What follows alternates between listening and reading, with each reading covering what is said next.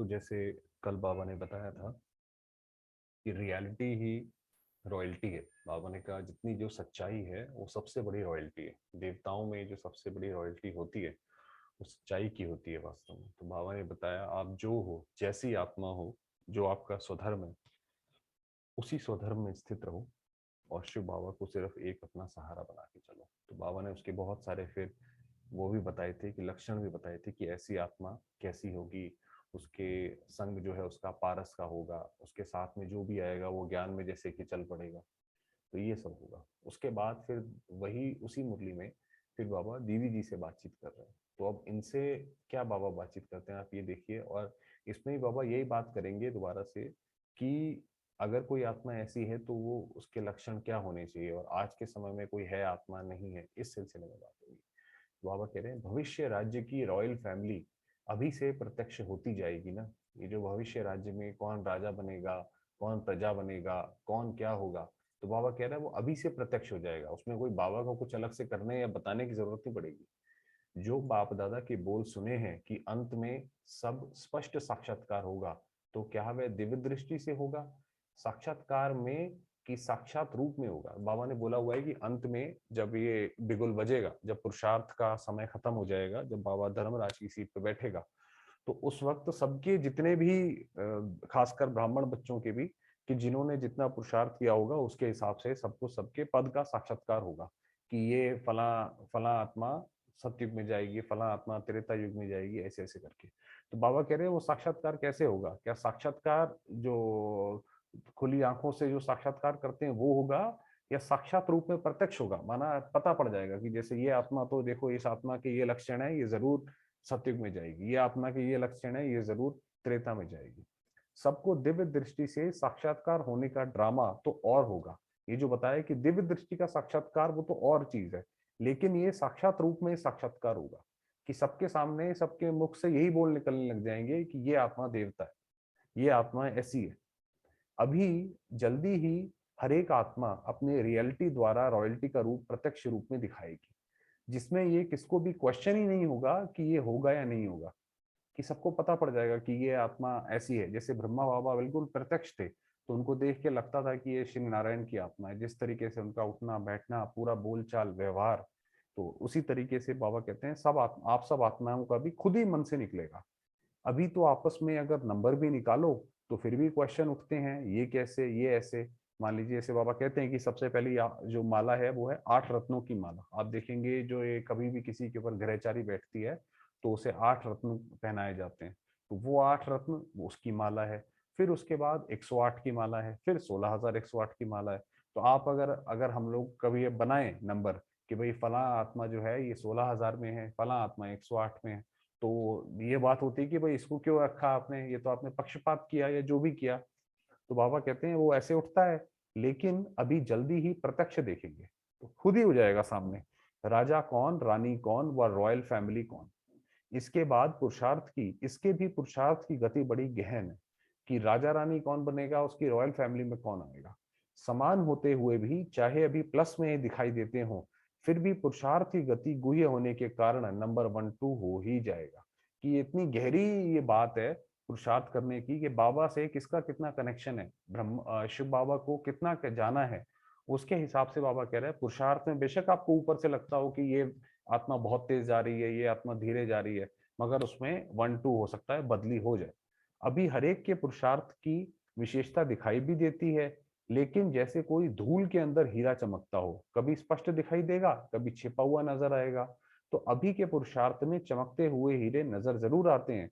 जैसे बाबा कह रहे हैं कि जैसे मान लीजिए धूल में कहीं हीरा रखा हो, तो वो हीरा तो अलग दिखाई पड़ता है, चमक उसकी चमक ऐसी होती है। उसी तरीके से अभी तो क्या है, अभी छुपी हुई चमक सामने आती है।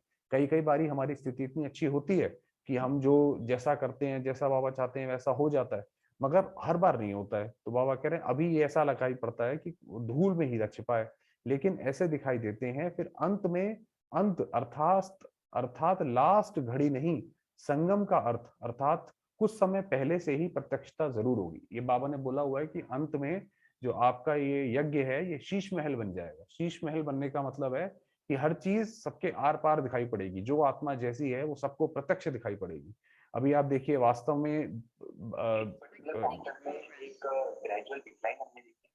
वास्तव में आप देखेंगे जो शीश महल की बात है वो तो पूरी दुनिया ही इस वक्त शीश महल हो रही है। आप देखिए जो भी जिसने भी कोई काले कारनामे करे हैं, सरकार सबको पकड़ पकड़ के अंदर डाल दी है। उसी तरीके से ये यज्ञ जो है, यहाँ पर भी जितनी बाबा के बच्चे हैं, क्योंकि जैसे ये यज्ञ है, पाठशाला है, तो बाबा के बच्चे भी सारे अलग अलग तरह के हैं। ऐसा नहीं है कि सारे ही अच्छे हैं, ऐसा नहीं है सारे ही बुरे हैं। जैसे क्लास में अलग अलग तरह के बच्चे होते हैं, वैसे यहाँ पे भी अलग अलग बच्चे हैं। तो बाबा कह रहा है वो एक एक करके प्रत्यक्ष होते जाएंगे, अपने आप ही दिखाई पड़ते जाएंगे। तो ये बाबा ने कहा, प्रत्यक्षता का पाठ बजाते हुए अपना वर्तमान, माला के मणके का नंबर और भविष्य राज्य का स्वरूप दोनों ही प्रत्यक्ष होंगे। तो बिल्कुल जैसे दिखाई पड़ जाएगा कि जो ऐसा नहीं है कि कोई भगवान कोई उसमें आकर अलग से कोई उसका सिलेक्शन करे। वो तो कर्मों के अनुसार, ये सृष्टि तो कर्मों की खेती है, तो वो तो कर्मों के हिसाब से जिसने जो नंबर लेना होगा वो अपने आप आगे बन जाएगा। अभी थोड़ा सा रीस का धूल का पर्दा है। रीस माना एक दूसरे से जैसे रीस करते हैं कि इनका क्यों आगे है, हमारा क्यों पीछे है। अभी रेस में चलते चलते कभी रेस के बजाय रीस में आ जाते हैं कि अभी कोशिश करते हैं, शुरुआत अच्छे में करते हैं कि हम भी जैसे ये आत्मा आगे बढ़ रही है हम भी आगे बढ़े, मगर धीरे धीरे उसमें रीस आ जाती है, तो ये धूल आ जाती है जैसे। तो यही धूल का पर्दा चमकते हुए हीरों को छिपा देता है। और जब ये पर्दा हट जाएगा तो छिपे हुए हीरे अपने प्रत्यक्ष के संपन्न स्वरूप में आ जाएंगे। तो बाबा ने कहा जब ये पर्दा हट जाएगा कि ये जो ये रीस का है या जो बाकी हमारी कमजोरियां हैं, तो हीरा निकल के सामने आ जाएगा, ये पर्दा समाप्त हो जाएगा। संपन्नता का साक्षात्कार होने से कोई में संकल्प ही नहीं उठेगा कि यह भी ये नंबर ले सकते हैं, क्योंकि बाबा ने बोला हुआ है कि अंत में जो वास्तव में जो माला बनेगी वो बिल्कुल ही अलग आत्माओं की बनेगी। वो जिनको आप सोचते होंगे उनसे बिल्कुल वो अलग होंगे।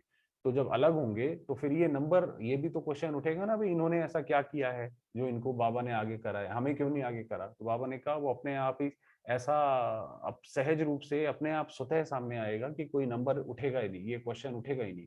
अर्थात रीस का पर्दा खत्म हो जाएगा और संपन्न हीरे चमकते हुए स्टेज पर प्रत्यक्ष हो जाएंगे। जैसे साकार में मम्मा बाबा की तरफ कोई की रीस नहीं हो सकती थी, जैसी बात करी कि मम्मा बाबा, जो ब्रह्मा बाबा और जो जगदम्बा सरस्वती जिन्होंने पूरा यज्ञ स्थापना करी, उनके तन में आकर ब्रह्मा शिव बाबा ने स्थापना की, तो उनको लेकर कभी किसी को नहीं लगता था कि अरे तो ब्रह्मा बाबा को इतना बड़ा बना दिया, हमें तो कुछ नहीं बनाया, ऐसे किसी को नहीं लगता था।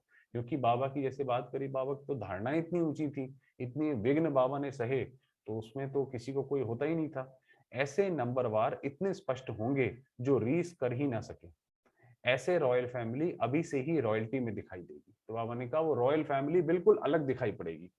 अभी तो 8 नंबर भी नहीं निकाल सकते हो ना, फिर अभी फिर भी क्वेश्चन मार्क आ जाता है, फिर फुल स्टॉप आ जाएगा। जैसे बाबा बता रहे हैं बिल्कुल आगे आगे चल के ऐसे होगा।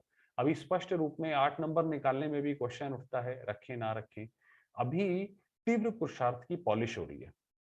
पॉलिश में थोड़ी बहुत कमी छिप जाती है। जब 8 नंबर हैं तो कुछ ना कुछ तो कमी होगी ना पहले से। माना अगर 8 नंबर हैं तो पहले और 8वें में कुछ तो नंबर, कुछ तो फर्क होगा, लेकिन इतनी नहीं जो स्पष्ट दिखाई दे, इसलिए पॉलिश हो रही है।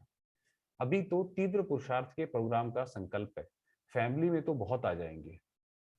बाबा ने कहा जो ये रॉयल फैमिली होगी, जो राजा की जो फैमिली होगी, श्री कृष्ण की जो श्री नारायण की फैमिली होगी, उसमें तो बहुत लोग आएंगे। बाबा ने बोला अच्छा, आज तो पंजाब का टर्न है। जैसा नाम वैसा ही काम है ना। शेर की विशेषता क्या होती है? शेर की विशेषता है अकेले होते हुए भी अपने को बादशाह समझते हैं, अर्थात निर्भय होते हैं। तो पंजाब के निवासी ऐसे निर्भय है ना, किसी भी प्रकार के माया के रूप से डरने वाले नहीं। ये बाबा पंजाब की खास बात क्या है कि वहां पर जैसे आपको पता है कि वहाँ थोड़ा आतंकवाद का थोड़ा चलता रहता है, तो वहां पे बहनें, किसी ने संकल्प वो सुनाया था ये, और हम लोगों ने डाला भी था ग्रुप पे कि उसमें कि बहन के पास कोई आ गया, कोई ऐसे ही व्यक्ति एंटी सोशल, और वो आकर कहने लगा कि आप ये सब बंद करो, आप कैसे ये वाला काम कर रहे हो, नहीं नहीं ये बिल्कुल, और सारे पैसे हमें दो। तो वो बहन ने अपना जो भी था वो खोल के रख दिया उसके सामने कि भाई आप देख लीजिए, और उसको पानी वानी दिया जो भी था। तो धीरे धीरे उसने पानी पिया, फिर थोड़ी देर उसको बहन ने भोग भी खिलाया, और वो भी सामने रखी दिए जितने पैसे थे सारे।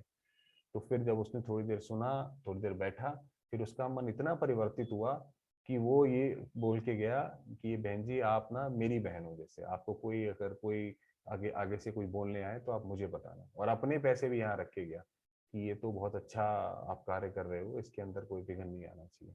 तो इसीलिए बाबा ऐसे कह रहे हैं कि पंजाब के निवासी निर्भय है ना, इसीलिए बोल रहे हैं।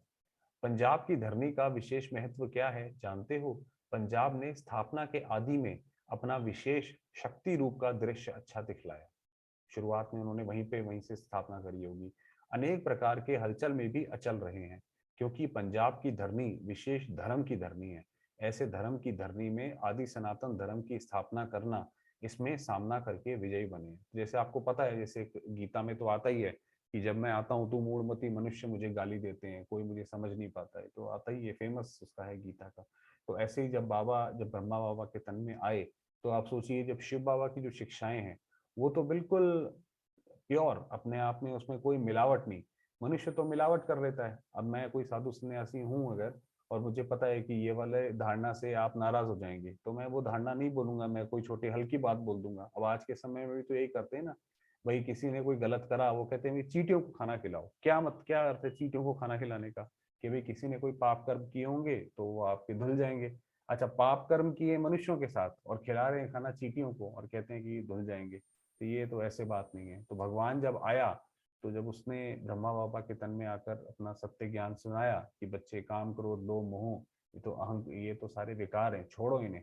तो दुनिया वाले जितनी भी आत्माएं होती हैं, विकारी आत्माएं, तो वो तो बिल्कुल नहीं बर्दाश्त कर पाई, तो उन्होंने बहुत सामना किया। तो वही बाबा कह रहे हैं कि पंजाब ने सामना किया और उसमें विजयी बने। पंजाब की धरनी की विशेषता चरित्र में है कि चारों ओर हंगामे के की आग के बीच थोड़े से बच्चे विजयी बनकर पंजाब में भी विजय का झंडा ले रहा है। तो उस वक्त तो क्या होता था कि जैसे ही बाबा कोई बहनें कहीं जाती थी, क्या कहते हैं, पाठशाला खोलने, तो वहां पे बहुत अपोजिशन होता था, बिल्कुल लोग मानते ही नहीं थे। आग आग जला देते थे, कुछ कर देते थे, घर से हंगामा करते थे, पिकेटिंग करते थे। बाबा ने कहा उसके ऊपर भी बच्चों बच्चों ने विजय पाई। हिंसक धरनी के ऊपर अहिंसक की विजय हुई। तो इसीलिए पीछे जो शेर की विशेषता बताई थी, तो वो बताया। तो ये भी पंजाब की धरनी का चरित्र विशेष रूप में गाया जाता है। दूसरी विशेषता, पंजाब में नदियों का गायन ज्यादा है। ऐसे ही पंजाब से ज्ञान गंगाएं भी अधिक निकली हैं। ये वास्तव में जो ये गंगाओं की बात है, ये जो नदियों की बात है, जो नदियों का पूजन होता है, ये वास्तव में हम आत्माओं का गायन है कि हम आत्माएं, जैसे नदी होती है वो सागर से अपना जल लेती है और सागर में वापस देती है, उसी तरीके से जो ज्ञान सागर शिव बाबा है, उससे हम लोग जो अपना भरती हैं, और हम ये ज्ञान नदियां जो हैं फिर ये दूसरी अलग अलग जगह बहती हैं। तो ये इसीलिए नदियों का महत्व है। तो वो आपने बताया कि पंजाब में भी जैसे नदियों का महत्व है, तो पंजाब से ज्ञान गंगाएं माना बहनें भी बहुत निकली होंगी वहां से।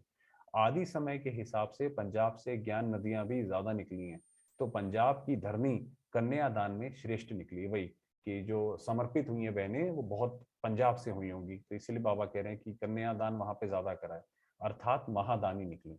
कि बाबा कहता है जो कन्यादान, जो ये कहते हैं कि भाई शादी में जिसको कन्यादान बोलते हैं, वो कन्यादान को ये नहीं होता कि आपने कन्या को शादी करके दूसरी जगह भेज दिया, इसमें समाज की क्या भलाई हुई, इसमें औरों की क्या हमने सेवा करी। तो वास्तव में ये वो कन्यादान है कि जब हम अपनी कन्या को अगर इस यज्ञ में सेवा में समर्पित करें, तो वो है कि वो दूसरी आत्माओं की सेवा करे, भारत की सेवा करे, तो वो वास्तव में महादान है।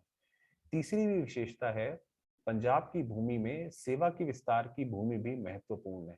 जैसे नदियों का पानी चारों ओर विस्तार से फैला हुआ है, वैसे पंजाब में भी सेवा केंद्रों का विस्तार अच्छा है। जगह जगह पर तीर्थ स्थान बने हुए हैं। बाबा कह रहे हैं पंजाब में भी सेवा केंद्र जगह जगह बने हुए हैं।